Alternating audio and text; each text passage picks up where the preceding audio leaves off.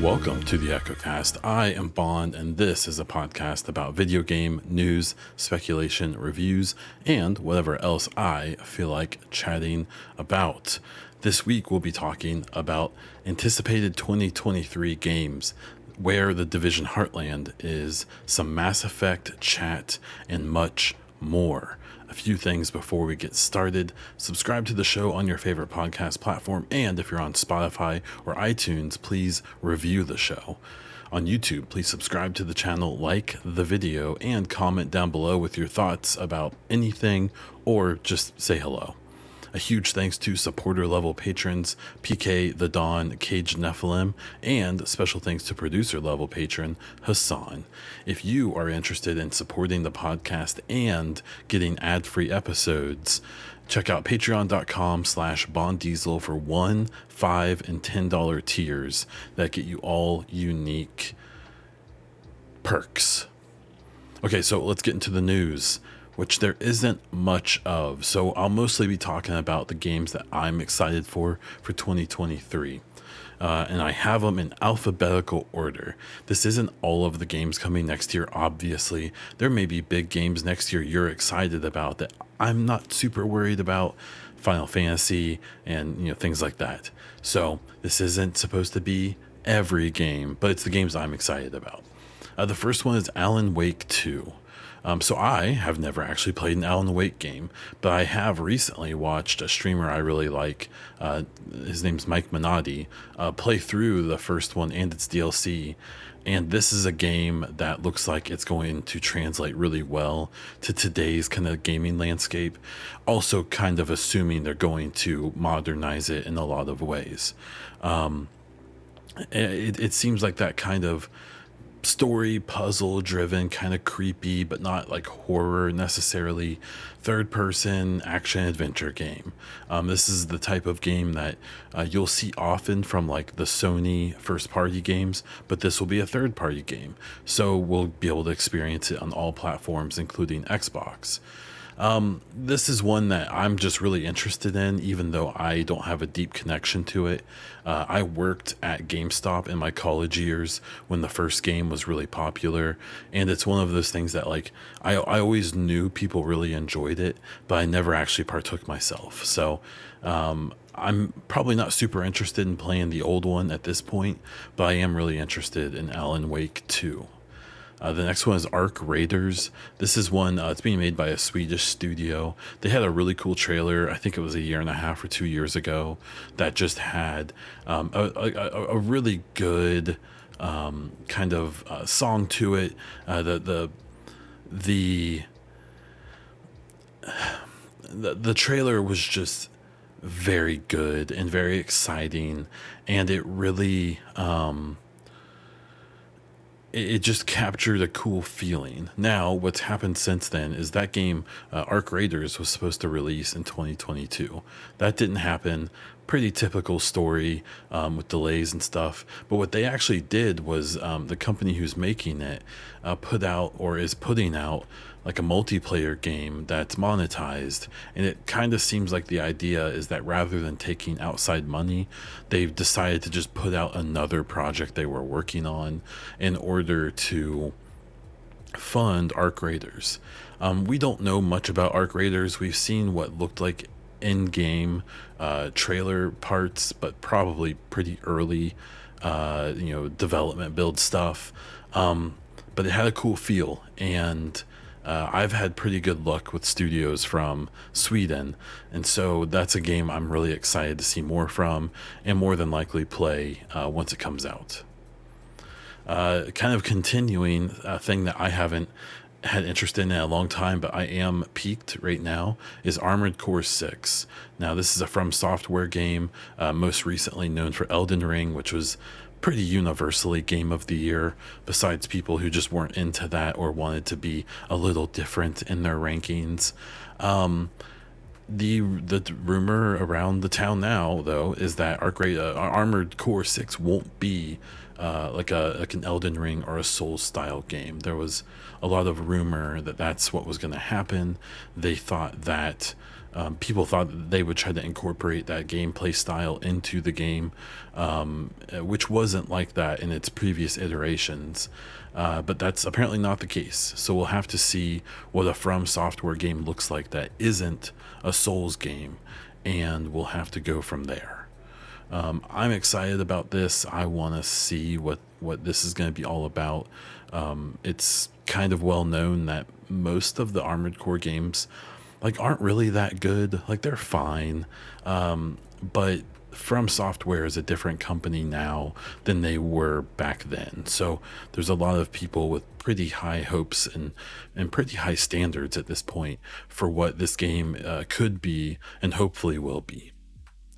Another one that we'll see about is Assassin's Creed Mirage. This is a game that has been kind of touted as kind of a return to the old school Assassin's Creed games, where Odyssey and Origins, and especially Valhalla, really dove into the almost like looter shooter type of mechanics and the very RPG, but very loose with realism and things like that, where the old Assassin's Creed games tried to be very grounded and feel really authentic, I guess. The last couple games have let go of that in a lot of ways, becoming very mystical and things like that. Mirage is supposedly a return to the old school. It's supposed to take place, I believe, in Iraq or Iran. I can't remember off the top of my head now. I'm really excited for this. I miss those old school games. I liked Assassin's Creed Origin, and I was okay with Odyssey, and I did not. I actually disliked Valhalla. So this is definitely a game that's reaching out to me. We know it's a game that's the first of a whole closet full of games for the Assassin's Creed franchise. That earlier in 2022 they did a big blowout where they talked about a ton of those games, mobile games, and at least 2 or 3 like AAA like console games that will be coming out over the next couple years. With one of those being kind of more of the Odyssey Valhalla style, and then starting to have these experiences like Mirage, which will be more along the lines of what like the Assassin's Creed 1, 2, and 3, and some of the older ones were. So I'm excited for this. What's interesting about it is that Mirage is the only big time game I can think of like coming from Ubisoft. This is a big giant AAA studio that you kind of or publisher that you expect to have like big announcements and big games and stuff, and at least as it stands right now, it doesn't seem like that's the case. So I'm really interested to see. We know that I'll talk about another game that will be coming from them, but as far as we know, there aren't any other huge projects besides the Avatar game set to come out this year. So we'll have to see what happens with Ubisoft. Atomic Heart is a game that we've seen a lot of wild trailers for. It has a very Bioshock-ish feel to it, while being like even more absurd and crazy. It's being developed by a Russian developer that I'm not aware of their other projects, but seeing some actual gameplay and a lot of footage for this game already, it kind of looks like it could do what it's trying to do and be kind of like a modern day Bioshock in a lot of ways. That even the old Bioshock devs are making a game that looks less Bioshock than Atomic Heart. So this is one, it's going to be on Game Pass and stuff, so I'm excited to check it out there. And it's one of those ones that I'm perfectly happy to just turn my brain off and just dive into this weird, crazy game and just enjoy it. Speaking of Ubisoft before, we have Avatar Frontiers of Pandora. This was supposed to release at the end of 2022, somewhat in conjunction with the release of the second Avatar movie. Well, that didn't happen. It got delayed to 2023. And we're still yet to see like a lot of like really defined like actual gameplay from this. We've seen like in-engine stuff. We know this is going to be running on a more modern and significantly upgraded version of Snowdrop. That's the engine that notably the Division 1 and 2 were on, as well as a bunch of other games. Ubisoft is really starting to adapt Snowdrop as one of their main engines. It's probably going to start to replace Anvil Next in a lot of ways, and we'll just kind of have to see how that goes. But this Avatar game, I'm really excited for it. Massive, the same studio, is also working on a Star Wars game, which I don't think will release in 2023. My guess is going to be 24 or 25 with that game. But this Avatar game, it's interesting because it seems like a game that the obvious answer is to do a big third person game, especially with the Na'vi and stuff like that, the native culture, the native species. But apparently it's gonna be first person. Now I believe I have seen things that I think maybe when you play as humans, which it sounds like we're gonna play as multiple characters, that maybe that's third person. Information is pretty sparse with this game. We don't know a lot about what it's going to be or what it's becoming or has become. Regardless, Massive is a studio that is known for the Division at this point. But to me, as a big Division fan, I really feel like there's lots of parts of the Division that Massive doesn't get credit for, that it should with any of its contemporaries. Its environmental design, a lot of its art, should, in my very biased opinion, be in conversation right up there with any of the biggest studios, any of the Sony studios, Rockstar with the Red Dead games and Grand Theft Auto. They're really masterful at a lot of things at Massive, and a visual feast like the Avatar series. Who knows how good of a game it's actually going to be? I have high hopes, but at the very least, I suspect this game is going to look insane, and I'm really excited to see that because it's also going to be a peek at the updated Snowdrop engine, which the Star Wars game will be on, and presumably of the Division 3 could be on one day. Company of Heroes 3. This is a kind of a throwback to an old favorite genre of mine, the real-time strategy genre.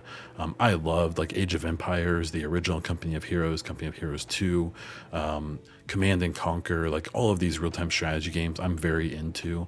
The Company of Heroes games are especially fun because they're real-time strategies, but they're very, very tactical, to the point where not only do you move groups of units around, but you choose if they take cover inside a house or behind hard cover or behind soft cover or behind no cover at all. And you can pick and choose very minute things about what they do. And it's a hard game, and it's a very satisfying game to get good at. And it's a frustrating game to get good at. So I'm a little leery. I actually didn't like a lot of the changes Company of Heroes 2 made. I felt like it reduced like unit numbers too much. I felt like they just like streamlined too much. And so I'm hoping that Company of Heroes 3 maybe gets rid of some of those changes. From what I've seen so far, it kind of doesn't look like they did, and if anything, some of the things I didn't like may have gotten worse. But I'm gonna wait till it comes out to get too judgy about it. But I am really excited to play it and to play a new Company of Heroes game. Dead Island 2 isn't a game I like really want to play. I don't like zombie games. I don't like first person games. Like Dying Light, I couldn't care less about it. But I'm just interested to see what happens with Dead Island 2. This is a game that pretty famously has been in development for like 8 or 9 years, has been teased multiple times, had a trailer many moons ago that looked like it was like imminent, and then it's been like 5 or 6 years since then. So this is more of a game that I'm probably not going to play, but a game I will definitely be paying attention to just to see what the reception is and just to see kind of what people think of it. Dying Light 2 got a pretty good reception, lukewarm but good, and I'm kind of expecting the same from Dead Island 2, but I also see a lot of people having almost like morbid curiosity like myself about what in the world this game can be. So we'll have to wait and see. Another Dead game is the Dead Space remake. Something that was an interesting line over the last few months has been A lot of people being like, oh, with the Callisto Protocol coming out, who even cares about the Dead Space remake? Well, now that Callisto Protocol is out and it's been shown that it wasn't quite the true like AAA billing it was kind of being promoted as. I think a lot more people are excited about the Dead Space remake now, especially knowing that they've added content, that they've smoothed out the whole experience, that a lot of the systems and mechanics are changing significantly to make it feel like a new game. It really seems like this Dead Space remake isn't just a cash grab to get people to pay for an existing product, but it seems like they really have made like the ultimate version of the original Dead Space. One of my favorite things is seeing people compare the graphics from the original Dead Space to this remake, because I heard a lot of people saying like, I mean, it looks good, but it doesn't look that much better than the original. And then they show those people what the original actually looked like, because our brains do this thing where like I remember games from like the PS2 and being like, I mean, I think it looked pretty good. And then I'll go back and look at footage from those games now and be like, oh my God, like that's not what I thought it looked like. What's so interesting is that video games today are finally starting to look like what we thought video games looked like 20 years ago, but they didn't. They look terrible. But now they actually look the way you thought they did. And I suspect in another 10 to 20 years, we'll maybe say the same thing. I think fidelity can only get so much better, but animations, efficiency, things like that, we'll see improve a lot. So but anyways, this Dead Space remake, I'm excited for it. I'm not a big spooky game guy. I actually didn't like the Dead Space games when they first came out. I found them too difficult. And I think I'm a better gamer now than I used to be. And so I'm really excited to check this out. Fitting that space theme is a game called Deliver Us Mars. This is a one I'm a little bit leery about. It's been delayed. We've seen just these like jaw-dropping trailers for this game that really makes it look like it's like a big deal. But it's coming from a small studio. We haven't actually seen that much like actual gameplay. And it's one of those games that I'm afraid it's going to come out and people are going to be like, yeah, this is just like this like indie kind of neat experience, but it's shallow, and you know the trailers showed all the best parts. But I hope not, because it looks really cool, and I really hope that maybe they surprise us and put out something. The thing with a game like Deliver Us Mars is it doesn't have to be like an epic 30-hour experience. If they make it like a nice like 5-hour really cool experience that you maybe want to replay once or twice, that is actually probably more valuable than a mediocre like 10 to 15 hour game that you may not even finish. So Deliver Us Mars is one I'm just really curious about, even if I'm a little skeptical about how good it's really gonna be. Diablo 4. This is going to be a fun one. I was really into Diablo 2 when I was younger. 3 just never really captured me, and it looks like 4 is a big throwback to 2. And so because of that, I'm really excited for this to come out. The previews I've seen look amazing. The way I've heard people talk about it that have gotten to preview it, it sounds right up my alley. It's going to be that great. Fire it up, play it for 30 minutes, maybe jump on stream and play it. A game that I can get in, do some stuff, and get out and come back whenever I want and play over years. That's what I'm hoping for from Diablo. And it looks like that's what we're going to get. So I'm really, really excited to check it out. And I'm really excited that like I can probably play on my PC when that's all I care about. Or if I'm watching a podcast or doing other stuff, I can throw it on my Xbox, have cross progression and things like that. Yeah, I'm excited. I'm excited to see how it plays on a controller.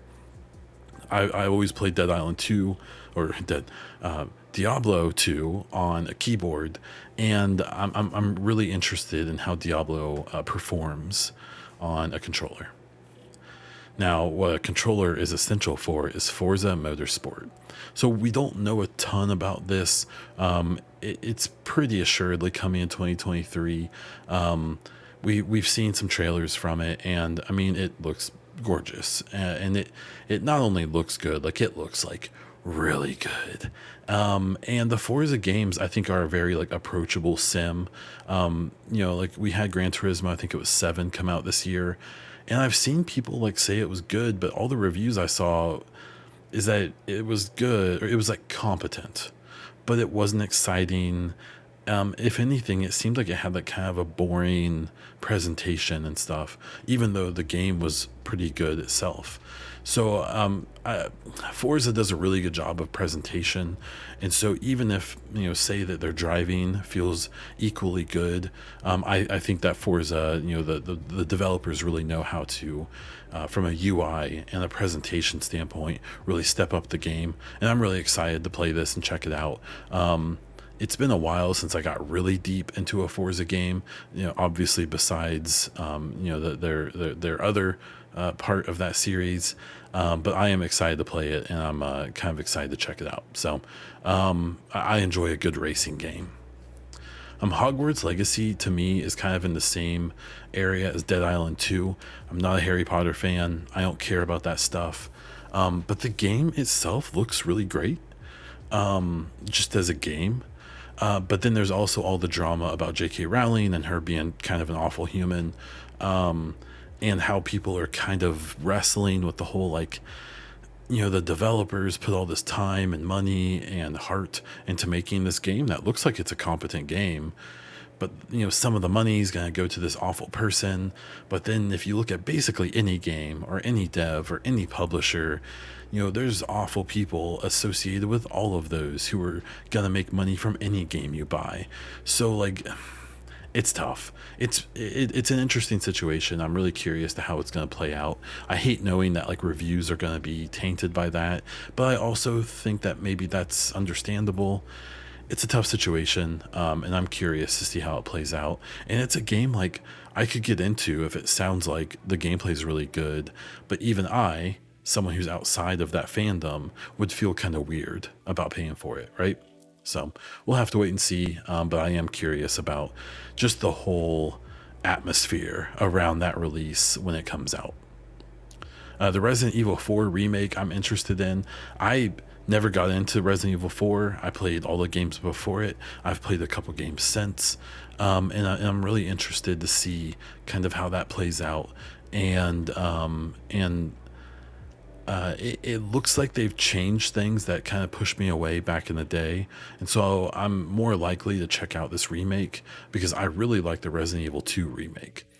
So if that's the kind of, bump up it's had, I'll probably be checking that out, even though I'm not a big scary game fan. But Resident Evil 4 was a little more campy. It was a little more arcadey. And if it keeps that feel, I may be more into it. Stalker 2 is another game that the first one came out many years ago, has a huge, even to this day, modding scene around it. And the Stalker 2 game is a big deal. It's a bigger deal than most people are making of it. It especially is a big deal because the developers are from Kyiv, Ukraine. And so the game was supposed to come out in 2022. Obviously, with the war beginning there, they moved operations to Poland. And most of the studio was able to go with them and continue working, but multiple members of the studio got conscripted to fight in the war to defend their homeland. And even just this week, there was some articles I saw about one of the developers of the game who died on the Eastern Front of the Ukraine war. And so if you can't tell me that project isn't a very personal take, the game takes place in Ukraine around the Chernobyl area in a very alternate reality. I'm pulling for the game just because of the story around it, but because I've been excited for the game regardless of the story. Not to mention they did put out a new trailer that really I think this game's going to be out in like early 2023. And it looks really good. Like graphically, it looks great. We'll just have to see how it plays out. This looks like it's going to be a hardcore single player first person shooter, kind of sci-fi, very gritty experience. And I'm here for it. I'm very here for it. The star of the show next year is Starfield, the game I've been so excited about for years. I've seen some people poo-poo and not have good expectations. It's a Bethesda game, man. Even janky, inefficient, mediocre Bethesda games are better than most games. And so I don't think that we'll use those words necessarily to describe Starfield, which makes me have even higher hopes. But this game's going to be so great. Even if it's bad, it's going to be good. Like, it's one of those things. And so, obviously I'm waiting for a few more years for the new Mass Effect to come out. I need my space RPG, Western RPG, inoculation, and it looks like this is going to be it in some capacity, and I'm really excited. There's no date. My guess is going to be like mid 2023, maybe even like spring-ish. We'll have to wait and see. The sooner the better for me. Very selfishly, I'm really excited to play Starfield, and I really hope it steps up and surprises people, because there's a lot of people playing their hype very safely and being borderline unwilling to get excited about it. Not me. Super hyped, ready to go. Suicide Squad: Kill the Justice League. Not a game I would traditionally be very interested in. We've not really seen gameplay, but their marketing around the game has been great. The trailers have been good. I'm very interested in it. They had a trailer that just released recently, and at least what they're presenting looks fun. The attitude, the aesthetic, seems really interesting. Could it be a complete disaster? Absolutely. And with the DC properties as of late, that might just be what happens. But I'll wait and see. Zelda Tears of the Kingdom. I don't even have a Switch, but I have this on my list simply because it is what it is, right? It's a Zelda game. The last one is arguably one of the best games ever made. And until Elden Ring came out, now people talk about them in the same breath. So, this game has high expectations, but as much as people give Sony credit for having pretty consistent bangers with their first party games, Nintendo is probably more consistent and even better. It's just a lot of gamers, quotes, see the Nintendo as like the baby console or the baby game machine. And I kind of get it. And it looks terrible. The old Switch is way underpowered, but they're still putting out bangers, and that's all they know how to do, and they just keep doing it. So it's hard to bet against a Zelda game. So those are the games I'm the most excited for, even if it's just to observe what happens when they come out. If you're checking this out on YouTube, let me know down in the comments what games you're excited for. If you're listening to the podcast, jump over into the Discord, let me know in there, or even just over on Twitter or wherever, and let me know what you're excited about, especially if I didn't cover it. Okay, for some quick bits of other news, Escape from Tarkov had its 0.13 patch and a wipe. That means that they wiped everyone's accounts from the last big patch, and now you're starting fresh again. So my addiction has begun again. I'm struggling to get really into it because I've just been really busy over the winter season. I suspect when things normalize next week, I'll have a little more time to really dive in. They added a new map. They added a bunch of new mechanics. There's still stuff people are discovering. The new map is just like, okay, like it's cool, but they really hyped it up to be this like huge thing, and it's probably one of the smaller maps in the game. So, but it's still neat.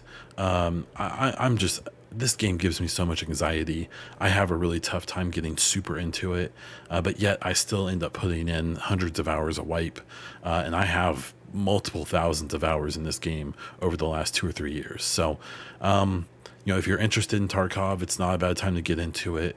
It's a brutal experience, but it's an interesting game. I think any of the like Division players, I think, should be somewhat interested, and I can't really say why. It just seems like a game that complements that type of player a lot.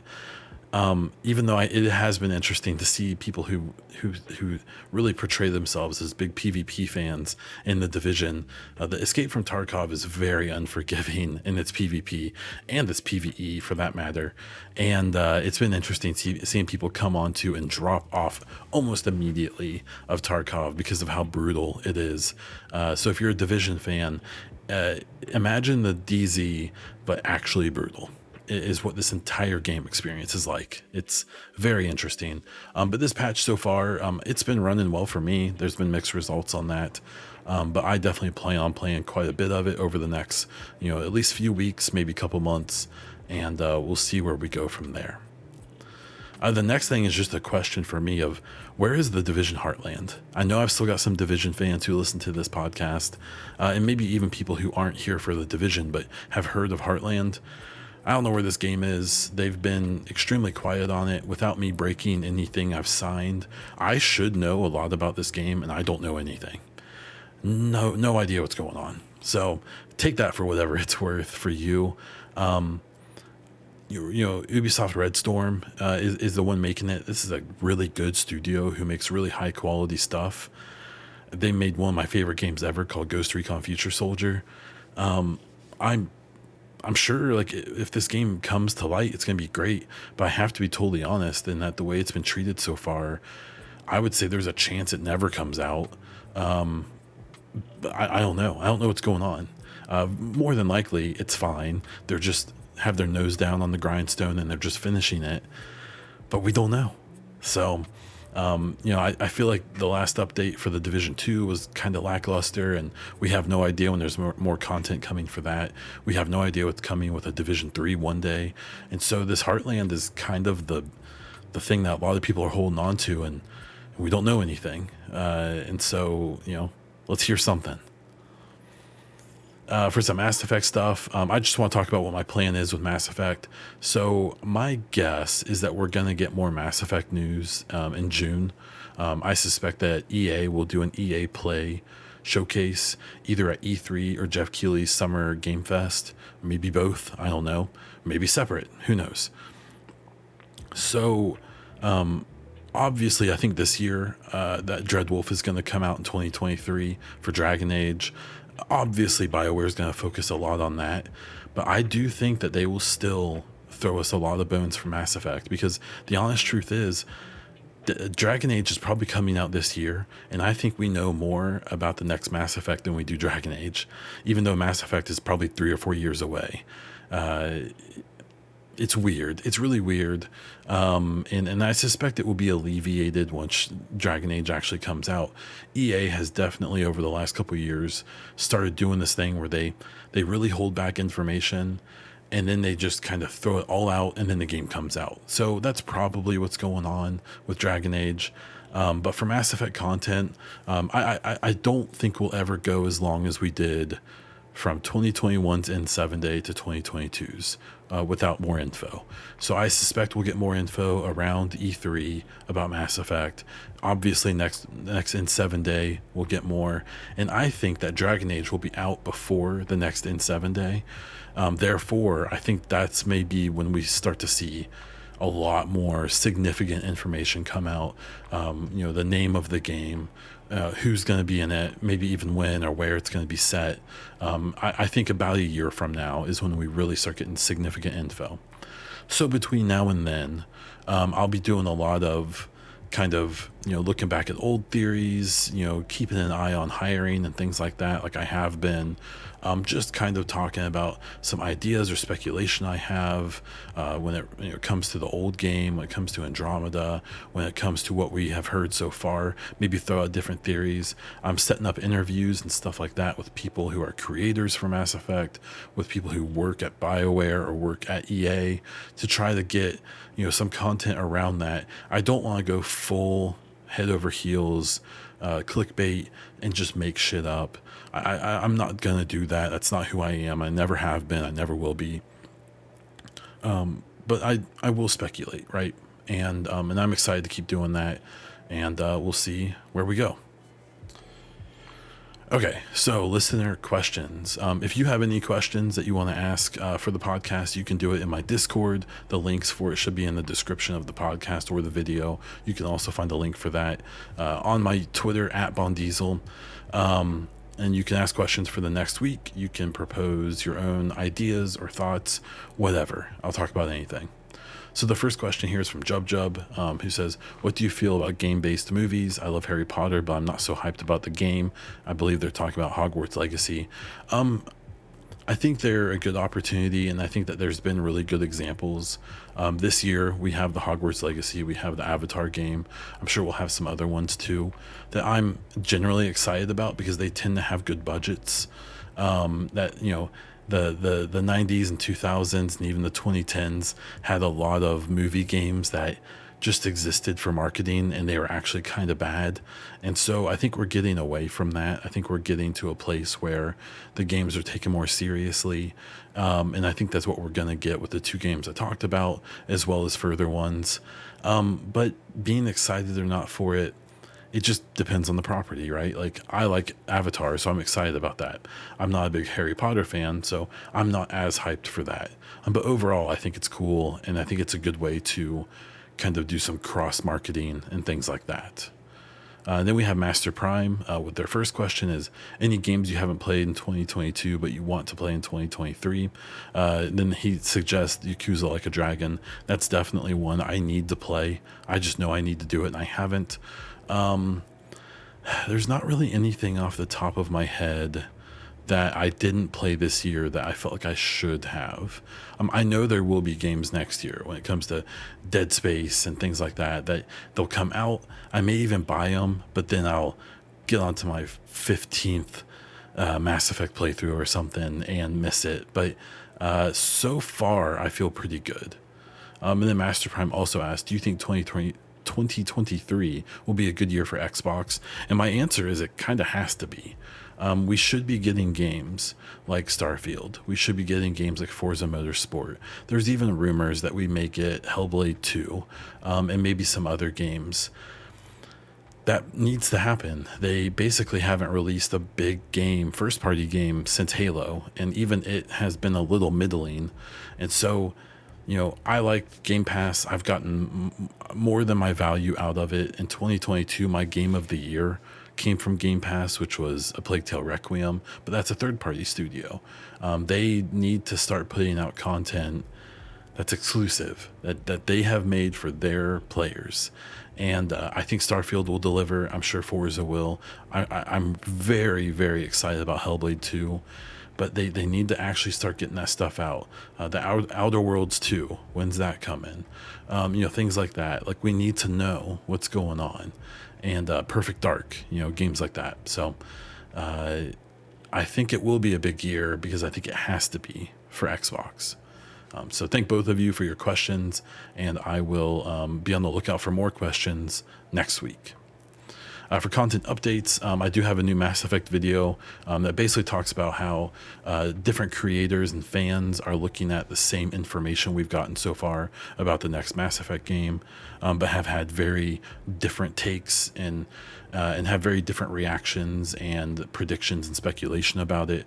I specifically note a video by Kala Elizabeth where she talks about Andromeda will continue and talks about how, in her opinion, a bunch of stuff we've heard so far really points towards Andromeda being a big focus of the next game. I made a video that kind of didn't push back on it really on hers, but more so presented a lot of the same things that she talked about in a different way that I've interpreted them very differently. And I think that's a really fun thing right now is that, depending on the person and their bias and their own hopes and desires and their own experiences and just their own takes, we can all look at the same stuff and see different things from it. And until BioWare, nails down more information about the game, we can do this. We can all guess whatever we want, and I think that's really fun. And I think as long as it's done in good faith, it's a fun thing to do. To have everyone kind of enjoy their own perfect game until we find out what it's actually going to be. So be sure to check out that video on my YouTube. And I'll have more Mass Effect videos up soon. I have 3 or 4 planned already. It's just a matter of recording them and putting them out. So be on the lookout for that. For this year, this year was great for the podcast and just for me in general. For my personal life, things went really well. I was a little more sick this year than I would have preferred, but you take what you can get. From a gaming perspective, I played some incredible games this year. I kept playing Mass Effect, And next year, I feel like it's going to be the same thing. This year for the podcast was really good. I feel like I really found my identity with this podcast and have it go in the direction I want to go. I feel like I'm doing things really efficiently and at a high quality level right now. And I want to continue that next year. I want to do more interviews. I want to continue to make the show more listenable. There's not too many solo podcasts. So I have to, start taking some lessons on how do you get people to listen to a solo podcast. I just don't have the time or the schedule to have another person on here. So how do I engage? How do I get people? Do I do shorter shows? Do I do more shows that are shorter? Whatever. I'm also doing interviews. I'm finding people to do in special episodes where we do get that back and forth. And so, I'll be working on that a lot. And, I need your help with that. If you listen to the show, when I ask for feedback, when I ask for questions, when I, do those things, answer, you may be like, someone else will do it, but they won't. I need you to. And the more interaction I have from the person listening right now, the better this podcast is going to be, because I don't have that person sitting across from me, giving me their take. I'm depending on you for that. So, let me hear you. I want to hear you. And that's kind of where I'll wrap up the podcast for this year. Thank you so much for listening this year. 2022 was a great year for the EchoCast. I plan on continuing to do that. 2023 can be even better, and I'm very excited for it. Kind of on that note, that's where we're going to start to wrap this thing up. So I hope you have a happy and safe new year. And I can't wait to bring you more shows and more content in 2023. Please subscribe to the show on your favorite podcast platform. And if you're on Spotify or iTunes, please rate the podcast. If you're on YouTube, please subscribe to the channel, like this video, and comment down below, even if it's just to help the algorithm. You can find me all over the internet as Bond Diesel, including on Twitter, YouTube, Instagram, and on Twitch. If you're interested in supporting the show, my other content, and getting ad-free episodes, please check out patreon.com/Bond Diesel. $1, $5, and $10 tiers. I'm not asking for much. The $1 tier, it's just a show of support, and that's super cool. That is all I have. So until next time.